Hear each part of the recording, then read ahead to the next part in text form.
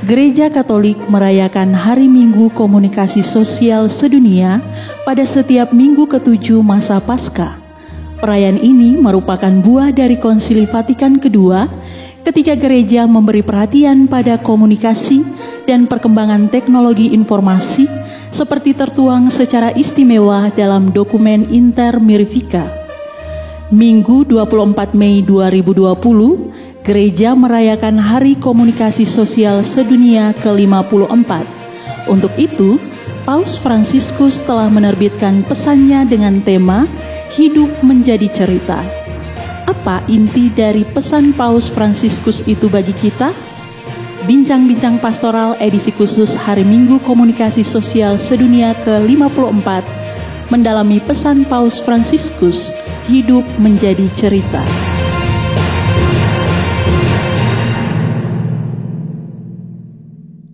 Selamat berjumpa kembali bersama saya Metik Mentot dalam program Bincang-Bincang Pastoral. Kali ini kita akan membahas topik Hari Komunikasi Sosial Sedunia tahun 2020 dengan tema Hidup Menjadi Cerita. Telah hadir bersama saya narasumber Romo Stanis Harmansyah. Selamat datang Romo. Beliau akan menceritakan poin-poin penting pesan Paus Fransiskus untuk Hari Minggu Komunikasi Sosial Sedunia tahun 2020. Juga ada Romo Manfred Habur, selamat datang Romo. Beliau juga akan membantu kita untuk mendalami pesan Paus tentang bagaimana peran cerita dalam kehidupan setiap manusia dan bagaimana kita merajut cerita positif dalam hidup bersama. Sebelum berbincang lebih jauh, kita akan saksikan sapaan Ketua Komisi Komsos KWI, Monsinyur Datus Lega. Berikut ini.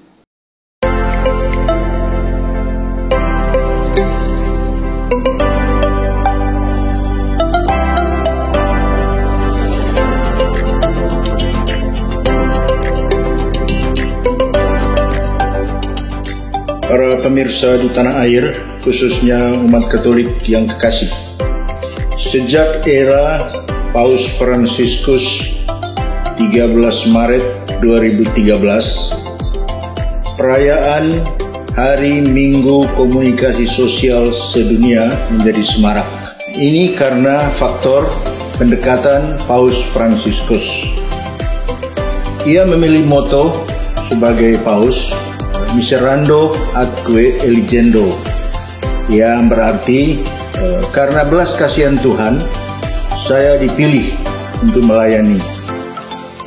Terinspirasi oleh moto yang dahsyat ini, Paus Fransiskus melakukan banyak sekali pendekatan-pendekatan baru yang isinya merangkul dan mengedepankan sendi-sendi komunikasi yang amat signifikan. Oleh karena itu, umpamanya pada tahun ini, Paus Fransiskus memilih tema sentral dari perayaan Hari Minggu Komunikasi Sosial Sedunia yang ke-54, Hidup Menjadi Cerita. Secara singkat tapi padat dan jelas, Paus menggambarkan bahwa berkomunikasi harus mengandalkan cerita-cerita yang membawa pesan-pesan positif. Kisah yang menarik selalu berarti kisah-kisah inspiratif yang membawa hanya nuansa optimis yang membesarkan, yang mencerdaskan, dan yang mencerahkan warna kehidupan manusia. Oleh karena itu, Pekan Komunikasi Nasional tahun ini yang sedianya diselenggarakan di Atambua, tapi oleh karena COVID dibatalkan, juga mengambil pesan utama dari Sri Paus Fransiskus, hidup menjadi cerita.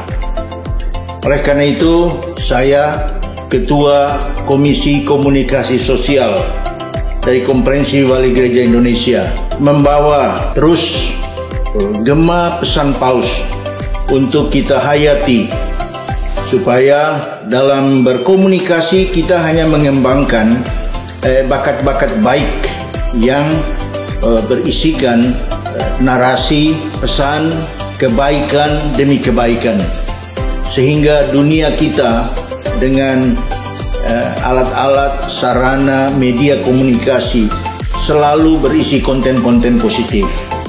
Dengan demikian, iklim dan segala nuansa dari berkomunikasi, apalagi dari pesan Paus dan ciri khas berkomunikasi kita, insya Allah menjadi lebih baik, lebih bermartabat, dan lebih berguna untuk hari depan kita yang cemerlang. Atas nama Konferensi Wali Gereja Indonesia, Komisi Komunikasi Sosial, saya mengaturkan selamat merayakan Hari Minggu Komunikasi Sosial Sedunia yang ke-54, 24 Mei tahun Tuhan yang ke-2020. Tuhan memberkati.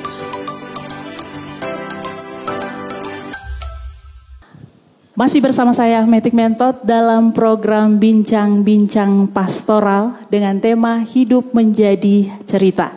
Mendalami pesan Paus Fransiskus untuk Hari Komunikasi Sosial Sedunia tahun 2020. Pada segmen ini, baiklah kita simak pesan Paus Fransiskus untuk Hari Komsos tahun ini. Baik Romo Stanis, kira-kira apa saja poin-poin yang ditekankan oleh Paus dalam pesannya? Ya Metik, sebagaimana yang sudah dikatakan tadi bahwa tema Hari Komunikasi Sosial Sedunia yang ke-54 ini hidup menjadi cerita. Ya tentu ada banyak hal yang disampaikan oleh Paus Fransiskus dalam pesannya kali ini. Ada 5 bagian penting. Dan sebelum masuk ke bagian-bagian itu, pada bagian awal beliau memberikan catatan bahwa untuk tahun ini dia mau fokus pada cerita, ya sesuatu yang terjadi dalam kehidupan kita setiap hari. Boleh kita katakan sudah menjadi bagian dari kehidupan kita. Dan pada bagian awal sebelum masuk ke bagian-bagian inti pesannya, Paus Fransiskus sudah memberikan catatan memang cerita yang macam mana. Ya cerita yang positif. Cerita yang positif itu seperti apa? Ya cerita yang konstruktif, cerita yang membangun, bukan cerita yang menghancurkan. Yaitu pada awal memang memberikan catatan seperti itu. Lalu kemudian Paus masuk ke bagian berikutnya tentang menenun cerita. Ya pada bagian ini Paus mengungkapkan satu hal berkaitan dengan manusia. Boleh kita katakan ya bagian dari hakikat manusia, bahwa manusia itu makhluk pencerita. Dia suka bercerita, dia suka omong-omong. Lalu yang berikut, manusia itu juga suka mendengarkan cerita. Karena itu dia akan berusaha mencari berbagai hal ya untuk mendapatkan cerita itu. Lalu yang berikut juga yang tidak kalah penting berkaitan dengan ini, manusia itu dibentuk oleh cerita. Artinya apa? Pandangan, sikap hidup dan perilakunya bisa dipengaruhi oleh cerita itu sendiri.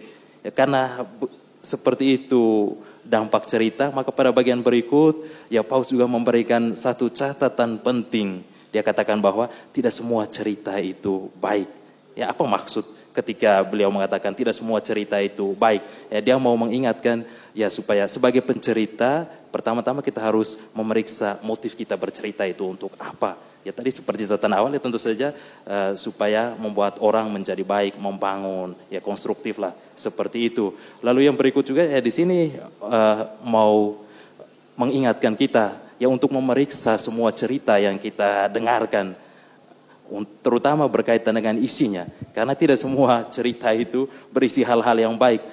Kadang orang membungkus sesuatu di balik ceritanya, kelihatannya atau tampak luar casingnya itu baik, tetapi inti sebenarnya mau mengeksploitasi, mau menghancurkan kita, dan banyak orang yang terjebak dengan itu sekarang ini. Karena itu hati-hati berhadapan dengan semua cerita, karena tidak semua cerita itu baik. Ya, teristimewa juga sekarang saat kita katakan di era digital seperti ini ya banyak cerita, hati-hati dengan cerita omong kosong, cerita hoak, cerita yang tidak bisa dipastikan kebenarannya. Dan untuk ini perlu verifikasi cerita.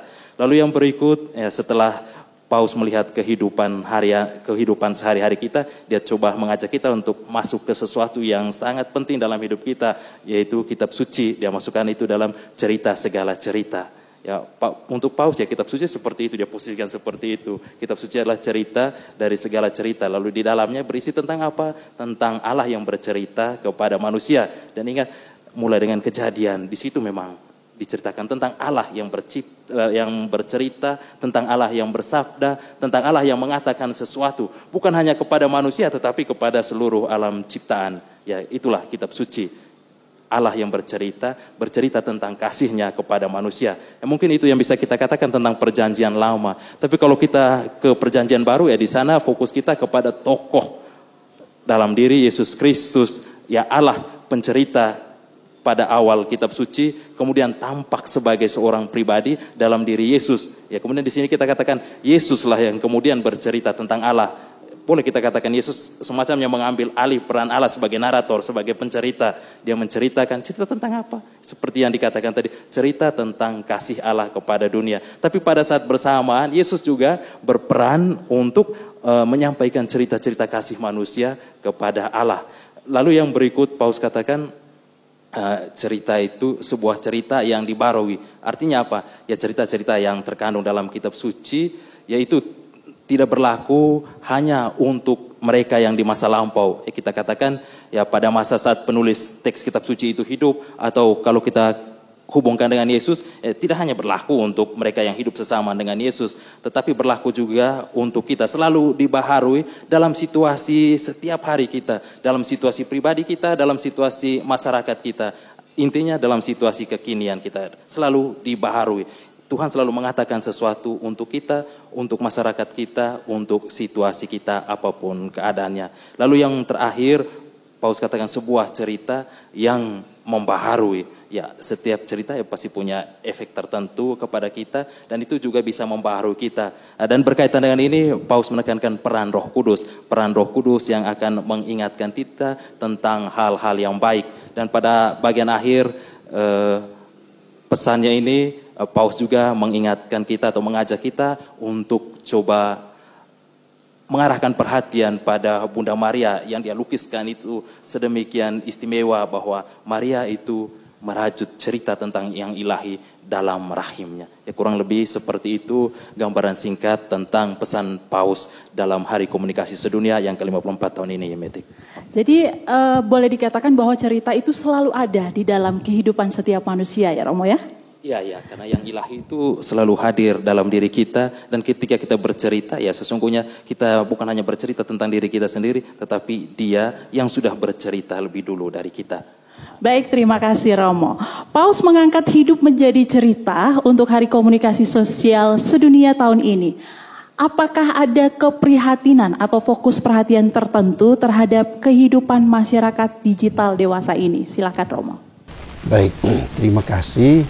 Kalau saya menangkap pesan Paus, saya melihat fokus dia itu pada kekuatan cerita dalam kehidupan manusia. Dia mengangkat kembali bahwa cerita itu mempunyai daya kekuatan untuk pemanusiaan manusia, untuk menjalin relasi, untuk membentuk pribadi. Dan itulah sebetulnya yang terjadi dengan dunia kita sekarang ini. Jadi kalau dunia modern itu mereka lebih menekankan pada teori, pada doktrin-doktrin ajaran. Orang melihat bahwa ternyata dengan doktrin ajaran, oke, kita secara teknologi berkembang, tetapi kehidupan manusia justru banyak kehancurannya. Ada proses dehumanisasi. Banyak sekali kekaosan dalam hidup pribadi, hidup keluarga, hidup masyarakat secara umum. Justru karena orang terlalu menekankan teori, terlalu menekankan doktrin yang pengaruhnya lebih kepada intelek dan tidak menggugah manusia secara keseluruhan.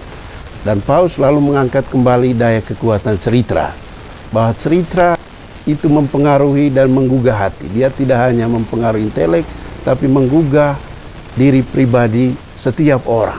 Dan orang sebetulnya banyak dibangun oleh cerita-cerita. Maka dia sangat menekankan dan sangat fokus supaya mari kita kembali kepada cerita sebagai bagian dari proses kehidupan kita, sebagai bentuk komunikasi di antara kita, sebagai yang menjiwai relasi di antara kita. Karena cerita betul menggugah hati, menjadi pedagogi hati yang membangun kedirian secara integral. Ceritra itu mempengaruhi intelek, mempengaruhi kehendak, tapi juga mempengaruhi tindakan. Ketika orang bercerita, orang langsung macam terlibat dalam cerita. Dia langsung mengidentifikasikan dirinya dengan cerita dan lalu menimba makna dari cerita untuk membangun hidupnya. Nah, ini fokus yang dia mau angkat. Tetapi memang ada keprihatinan. Ketika orang menemukan lagi kekuatan cerita untuk proses komunikasi, untuk proses pemanusiaan manusia, nah ada saja celah untuk memanipulasi cerita. Dunia teknologi, komunikasi sosial kita sekarang ini banyak dibombardir oleh cerita-cerita yang manipulatif. Oleh iklan-iklan yang mengatakan kalau kamu punya banyak, kamu akan bahagia. Kalau kamu memiliki ini, kamu akan bahagia. Jadi orang semacam diredusir kepada kesuksesan. Seolah-olah manusia ada di dunia ini untuk sukses. Dan sukses itu identik dengan punya banyak, memiliki banyak, konsumsi banyak, bisa buat ini, bisa buat itu. Dan di sana ada bahaya. Ya, kalau kita terus menggunakan media komunikasi sosial ini, menggunakan dunia digital ini untuk cerita yang manipulatif, ya kita akan justru masuk dalam jebakan yang sama seperti dunia modern, proses dehumanisasi. Ya, hoax, propaganda politik yang membodohi, yang terus-menerus mengungkapkan kebohongan untuk kemudian itu lalu dipandang sebagai benar. Nah, itu kan semua akan merusak relasi. Relasi politik, relasi ekonomi, juga relasi keluarga. Ketika hoax-hoax ini terus dipompakan dan orang lalu anggap itu benar, pada gilirannya tanpa sadar orang justru terjebak dalam cara hidup yang tidak manusiawi. Dan karena itu dia bilang kita harus kembali kepada cerita asali. Dan dia bilang cerita asali itu adalah cerita untuk apa kita hidup. Kitab suci mengingatkan kita bahwa hidup manusia itu adalah sebetulnya adalah narasi dari kasih Allah. Allah mencintaimu, Allah mencintaiku, dan Allah mau supaya engkau hidup untuk membagi cinta itu kepada orang lain. Dan cerita kitab suci persis mengisahkan kisah kasih Allah itu terhadap manusia, di mana Paulus bilang pusatnya adalah Yesus Kristus. Bahwa manusia sungguh dicintai Allah dan dikehendaki Allah, dan dia mau supaya dia terus bertumbuh sebagai manusia yang manusiawi dengan hidup dalam kasih dan cinta itu. Ya, maka Paulus dalam seruan ini mengajak kita untuk kembali kepada cerita asal ini, cerita kitab suci, bahwa kita manusia dicintai, dan lebih dari itu hidup kita sendiri harus menjadi kitab suci yang hidup. Ya, bagaimana hidup kita ini adalah jalinan kisah kasih Allah, dan karena itu kita harus bangun untuk kemuliaan namanya. Saya kira poin penting di sini, kita hidup bukan terutama untuk sukses, tapi untuk berbuah. Kata Yesus, hendaklah kamu itu berbuah. Dan bagaimana supaya berbuah? Hidup yang berbuah kalau hidup kita tinggal dalam Yesus. Artinya, bagaimana seluruh keseharian kita mulai dari bangun pagi sampai tidur malam, ya kita mau membawa Kristus itu dalam apapun kegiatan kita. Ya, saya selalu bilang, coba kalau kamu masak misalnya, jangan pikir dalam masak ini, aku teneng seperti ini terus, kutkat layani ronda aku, yuk kita kintara. Ketika itu konstruksi pemikirannya, maka kita lalu menjadi tidak bergairah, dan kita lalu dengan muka berengut mulai masak. Itu kita kin, go kau tugas aku. Tapi kalau kita bilang, mori, oh kaku kuteneng, iyo kilo daku yang kau utus untuk hidup bersama saya untuk membangun keluarga ini. Sekarang saya memasak, berkatilah masakanku ini. Dan saya kira akan terjadi berkat, dan akan lain situasinya begitu dihidangkan. Karena kita lalu sedang mengisahkan cinta Tuhan melalui pekerjaan yang sederhana. Dan saya kira ini yang sangat ditekankan oleh Paulus dalam seluruh pesannya itu. Baik, terima kasih Romo. Bertolak dari pesan Paus Fransiskus masih terkait dengan Hari Minggu Komunikasi Sosial ini. Apa kira-kira hal-hal praktis yang dapat kita bangun dalam hidup pribadi, keluarga, dan masyarakat? Silakan Romo Stanis. Ya, tentang apa yang bisa kita buat dalam kehidupan pribadi, keluarga, dan masyarakat. Ya, sesungguhnya tadi Romo Manfred sudah menyampaikan banyak hal berkaitan dengan itu. Tetapi untuk saya pribadi, ya yang pertama tadi berkaitan dengan pribadi, yang paling penting di sana itu ketika kita memosisikan diri sebagai pencerita, yang pertama harus kita lakukan memeriksa motif kita, tujuan kita, untuk apa kita mau sampaikan cerita itu. Apakah untuk membantu orang, apakah untuk membangun kehidupan bersama, ataukah sebaliknya untuk menghancurkan orang. Tentu saja kalau menghancurkan orang, yang ada di sana, yang terlihat itu egoisme. Berarti saya egois, saya mementingkan apa yang saya mau, apa yang saya inginkan, apa yang saya bayangkan. Ya karena itu saya memproduksi atau membuat cerita untuk menghancurkan orang lain. Ya, karena itu pertama-tama yang paling penting memeriksa motif cerita kita. Lalu yang berikut berkaitan ini, ya kita juga bisa bercerita tentang sesuatu kepada dunia bertolak dari kehidupan kita.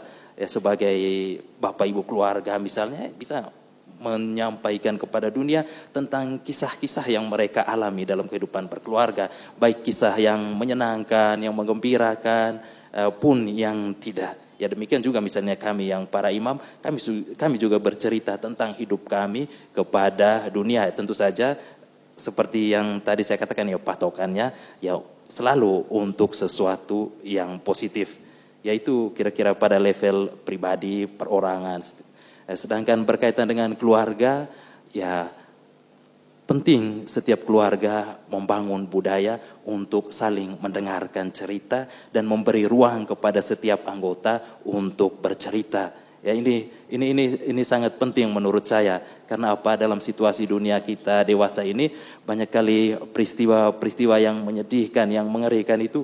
Misalnya peristiwa bunuh diri misalnya. Karena orang tidak punya saluran untuk bercerita kepada siapa pun, kepada orang-orang terdekatnya dalam keluarga. Kepada ayah dia tidak mau bercerita, kepada ibu dia malu, kepada saudara-saudari juga dia menutup diri. Lalu pada akhirnya ya semacam saluran jari mampet, tidak bisa jalan, lalu pada gilirannya ya dia bertindak bunuh diri misalnya. Ya karena itu dalam setiap keluarga penting juga menurut saya diciptakan sebuah kesempatan, sebuah situasi di mana semua bisa berkumpul untuk bercerita apa saja tentang yang terjadi setiap hari dalam kehidupannya. Entahkah di tempat kerja, mungkin untuk anak-anak kecil itu di tempat mereka bermain karena ada banyak peristiwa di sana yang terjadi.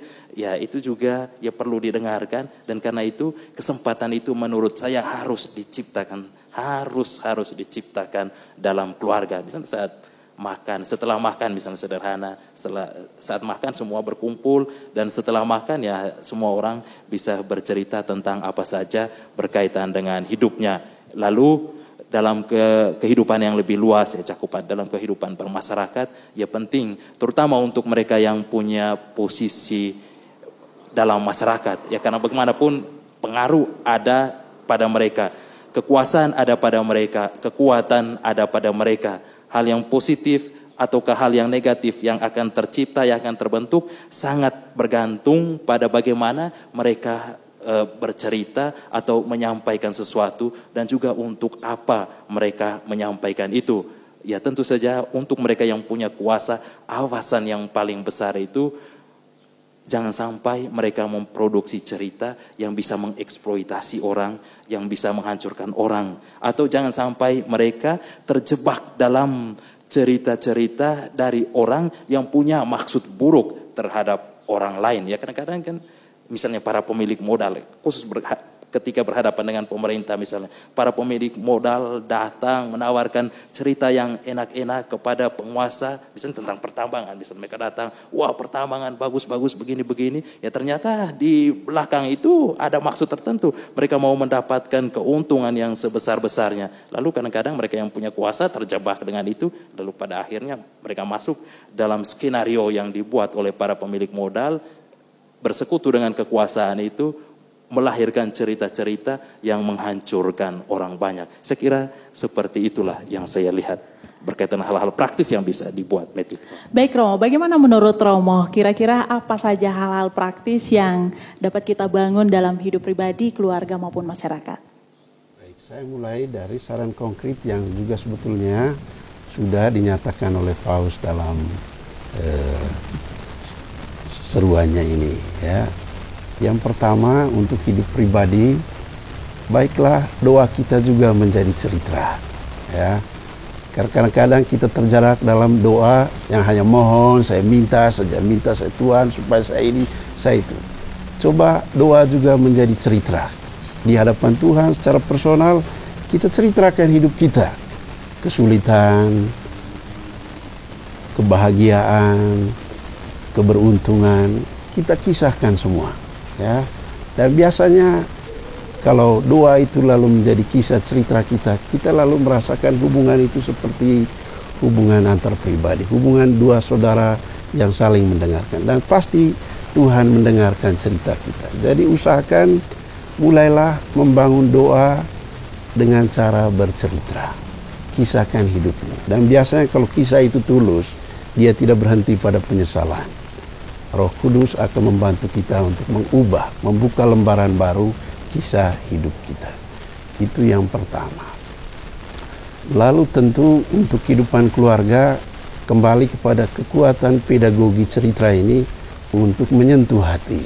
Jadi cerita tidak hanya menyentuh intelek, tapi juga menyentuh hati dan menggerakkan tindakan.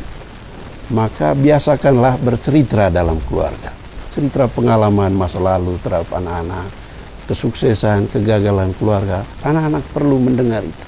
Dan biasanya itu lebih mengena hati mereka daripada kita langsung dengan ajaran jangan ini, jangan itu.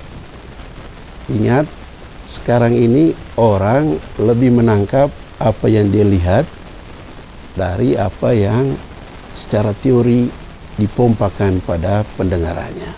Jadi kalau orang sudah menerima apa yang dia lihat, maka pelan-pelan ajaran juga akan diterima. Jadi biasakan untuk bercerita kepada anak-anak ketika makan bersama, ada bersama. Dan ya anak-anak sekarang ini banyak dengan dunia digital, banyak dah HP. Kita akan bilang, bagaimana kita bercerita, mereka sibuk dan cerita mereka. Ya, jangan menolak dunia ini, tapi coba masuk pada dunia ini dan bagikan ceritamu melalui dunia ini. Dan betul cerita kehidupan, cerita yang bermotif menurut Romo Harmasi tadi untuk mendidik, untuk membangun, untuk membagi kasih, bukan untuk memanipulasi. Ya, karena kalau itu motifnya, seperti apapun baik ceritanya, itu akan berdaya merusak. Jadi gunakanlah juga cerita ini melalui dunia komunikasi. Bagaimana FB-mu dipenuhi oleh kesaksian cerita hidupmu, kegagalan dan kesuksesan. Jangan hanya meneruskan ya berita-berita hoax yang belum tentu kebenarannya. Kita gunakan betul untuk bercerita dan cerita yang mendidik, cerita yang membangun kemanusiaan. Dan saya kira menceritakan kitab suci kepada anak-anak itu juga baik. Ya, saya masih ingat dulu kita dibentuk oleh keluarga kita melalui cerita tentang Musa, tentang Yusuf, tentang Daud. Dan cerita itu sampai sekarang saya tidak lupa. Dan itu tadi karena cerita itu dia betul masuk dalam pendirian. Kita merasa terlibat dengan cerita begitu mendengarnya. Maka ya pendidikan, nasihat, katekese dalam keluarga mesti banyak dikembangkan ya melalui cerita-cerita ini. Dari peran orang tua, om, tante yang tinggal serumah untuk menceritakan kisah kehidupan dari kitab suci menjadi penting. Tentu banyak juga kisah lain. Paus mengatakan ada kisah kepahlawanan dari tetangga, dari masyarakat sekitar kita yang perlu juga dinarasikan dengan baik kepada anak-anak. Ya. Dan ya usahakan supaya jangan kita jadikan keluarga kita itu menjadi medan gosip. Nah ini kan bahaya. Ini semua cerita-cerita yang manipulatif, yang bermaksud untuk menghancurkan kehidupan orang lain. Saya kira selain itu membunuh waktu juga tidak ada gunanya dan tidak mendidik. Jangan jadikan keluarga sebagai komunitas penerusan cerita-cerita buruk, gosip tentang orang lain. Karena itu akan berbahaya untuk keluarga. Lalu untuk kehidupan masyarakat secara keseluruhan, ya hoax sekarang ini menjadi warna dari kebudayaan baru digital, ya, di mana orang menggunakan narasi sekian indahnya bukan untuk menyatakan kebenaran, tapi untuk membuat kebohongan menjadi seolah-olah benar. Nah, itu digunakan dalam dunia politik, dunia pendidikan, dunia komunikasi. Dan ketika motifnya sekali lagi untuk manipulatif, untuk menjadikan bahwa yang penting punya ini, punya itu, ya kita sebenarnya masuk dalam budaya kematian. Artinya apa? Kita seolah-olah berpikir pusat dunia ini adalah manusia. Tuhan itu tidak penting. Yang penting saya, dan saya bisa menjamin diri saya sendiri tanpa Tuhan, dan lalu beres seluruhnya. Dan saya kira banyak kekaosan dalam hidup politik, ekonomi, justru karena ya orang bilang ada antropologi yang salah. Ya, antropologi yang terlalu menekankan bahwa manusia sebetulnya adalah Tuhan. Dan karena itu kita tidak perlu Tuhan. Maka orang tidak ada semacam keinginan untuk menyembah kepada Dia yang telah menciptakan. Dia bilang Tuhan itu saya. Maka saya ini harus dijamin. Ekonominya harus besar, harus sukses, jabatannya. Dan itu orang kejar dan lupa bahwa hidup sesungguhnya itu adalah bagaimana hidup kita menjadi saluran kasih pada orang lain. Dan ini saya kira budaya kehidupan yang menjadi poin dari cerita sebagai bahan komunikasi, cerita sebagai media pendidikan kemanusiaan.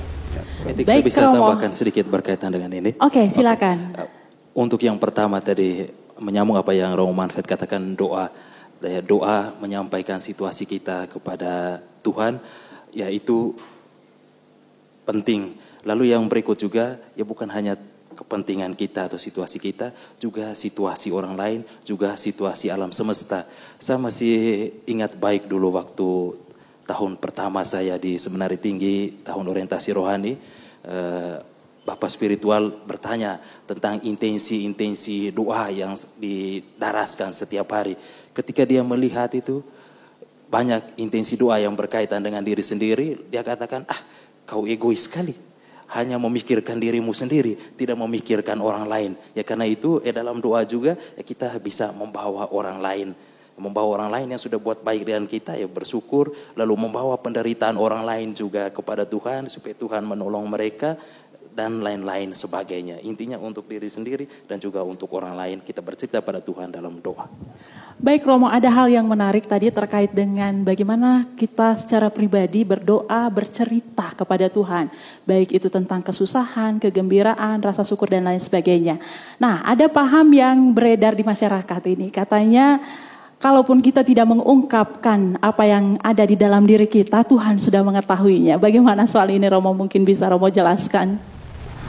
Oke. Ya teorinya begitu bahwa Tuhan tahu apa yang semua. Lalu dengan mengatakan Tuhan tahu, kita tidak mau mengungkapkan. Atau ya masa bodoh untuk Tuhan terserah. Gitu. Tapi itu lalu tidak membangun komunikasi. Itu lalu tidak membangun relasi. Karena ya kita menganggap Tuhan tahu dan memandang dari jauh. Dan akhirnya pada giliran mereka bilang dia tidak terlibat dengan kehidupan. Dan kalau misalnya saya salah ambil langkah dalam hidup, cepat lalu kita mengadillah, ini salahnya Tuhan. Dia tahu semua, dia mampu semua, mengapa dia tidak mencegah. Dan saya kira ini hanya terjadi ketika memang tidak ada relasi yang personal dengan Tuhan. Maka yang tadi saya bilang, menceritakan itu membangun relasi. Karena lalu kita bilang, dia hadir, dia ada di sini. Dan dia teman saya. Dan bahwa saya dicintai. Dan menceritakan padanya, saya tidak akan kena hukum. Karena ya bercerita juga sebetulnya sulit. Nah, sulit dalam arti kalau saya ceritakan apa dia terima atau tidak. Kalau saya ceritakan dia mengerti saya atau tidak. Nah, persis di sini ketika kita menjadikan doa kita sebagai cerita, tentu di sana ada keyakinan Tuhan Maha mendengar, Maha tahu, dan Tuhan menjaga kita dalam seluruh kerapuhan kita, dan Dia menjamin kehidupan kita. Jadi ya, paham seperti itu benar, karena Tuhan memang tahu semua, tetapi tidak akan membangun relasi. Kurang lebih seperti itu. Berkaitan dengan ini, Romo, oke, Betik, berkaitan dengan ini, ya ingatlah bahwa Allah kita adalah Allah yang komunikatif, Allah yang mau mengkomunikasikan dirinya dan juga mau mendengar komunikasi kita kepadanya. Dalam sejarah Allah coba menyatakan dirinya lewat berbagai cara, dan yang kita yakini bahwa puncaknya itu dalam diri Yesus. Dia mau memperdengarkan suaranya kepada kita. Ya karena itu ya tidak ada salahnya untuk kita bercerita tentang apa saja kepadanya. Ya mungkin yang Meti katakan tadi ya seringkali berkaitan dengan ini keharusan untuk hadir dalam ritual-ritual tertentu atau doa bersama yang kadang-kadang ada yang merasa bahwa ya kenapa harus wajib berkumpul seperti di situ atau di tempat itu harus pada jam itu. Saya juga bisa sendiri untuk ini, bisa jadi seperti itu. Tapi saya yakin ketika dia mengungkapkan itu, ya setidaknya dia sudah mengkomunikasikan sesuatu tentang kesadarannya bahwa Tuhan ada. Baik, terima kasih ya Romo Stanis dan juga Romo Manfred. Kita akan melanjutkan perbincangan kita seputar hidup menjadi cerita, mendalami pesan Paus Fransiskus untuk Hari Komunikasi Sosial Sedunia tahun 2020. Di segmen ini kita akan berbincang dengan Sekretaris Komisi Komsos KWI, Romo Stephen Lalu. Beliau akan menceritakan aneka kegiatan yang diselenggarakan dalam rangka Hari Minggu Komunikasi Sosial Sedunia 2020. Halo Romo, selamat pagi. Halo, selamat pagi. Bagaimana kabar ya hari ini Romo? Kami di Ruteng baik saja. Baik. Ya, meskipun pandemi COVID, tapi baik ya. Puji Tuhan ya Romo. Beberapa tahun terakhir ini Hari Minggu Komunikasi Sosial selalu dirayakan secara istimewa, bahkan ada Pekan Komunikasi Sosial. Bagaimana hari ini dirayakan di tengah pandemi COVID-19 tahun ini? Ya. Sebetulnya tahun ini kita sudah merancang akan membuat PKSN yang disebut Pekan Komunikasi Sosial Nasional di Atambua, di Keuskupan Atambua. Tetapi karena situasi pandemi COVID seperti ini maka kita membatalkan. Sebenarnya Atambua sudah siap, sudah mulai mempersiapkan, mulai ada panitianya, tetapi pandemi COVID memaksa kita untuk menunda sampai tahun depan untuk Keuskupan Atambua.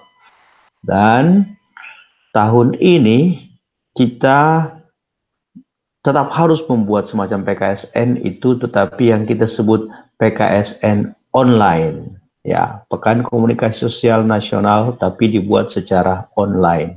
Mengapa online?